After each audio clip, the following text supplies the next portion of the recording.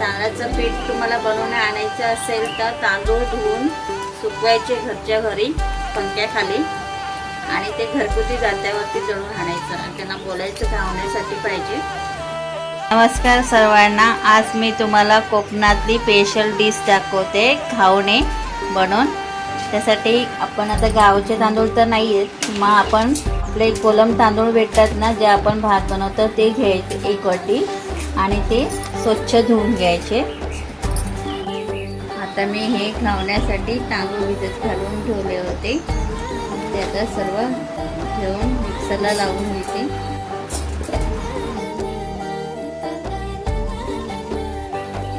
थोडंसं पाणी टाकते त्याच्यामध्ये.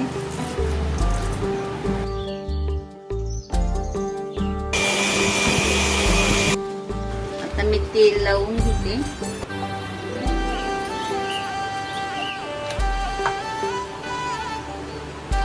नंतर सोडायचं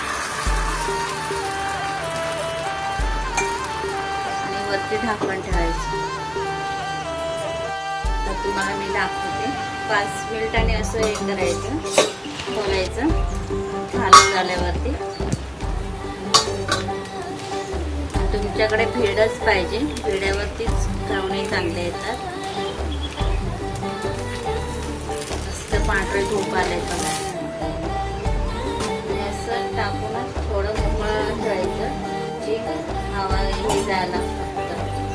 लगेच दुमटायचं नाही, गरम असतानाच. वाफ गेल्यावरतीच हे करायचं. तेल लावून घ्यायचं.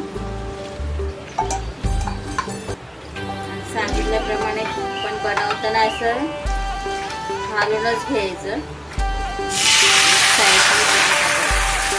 साईडने टाकलं की लगेच पडतं.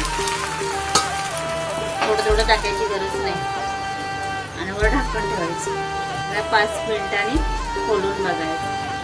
हे चांगली वाफ गेली ना, म्हणजे हा झाला की हे दुमडायचं. लगेच दुमडायचं नाही. गरम गरमच असताना दुमडला तर चिकटणार. 5 मिनिटांनी लगेच तयार होतं. आणि पलटायचं नाही, पलटायची गरज लागत नाही. कोण परतून परत शिकवतात तसं काय शिकवायचं नाही. तांदळाचं पीठ तुम्हाला बनवून आणायचं असेल तर तांदूळ धुवून सुकवायचे घरच्या घरी पंख्याखाली आणि ते घरगुती जात्यावरती दळून आणायचं आणि त्यांना बोलायचं घावण्यासाठी पाहिजे.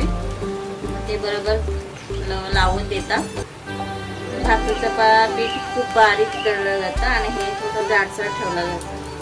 जाडसर म्हणजे थोडंसं. असं पीठ कसं एकदम बारीक करतात तसं करायचं, तसं नसतं. मग अजून तुम्हाला पांढरे धुवून पांढरे असे पण छान होतात, झटपट होतात.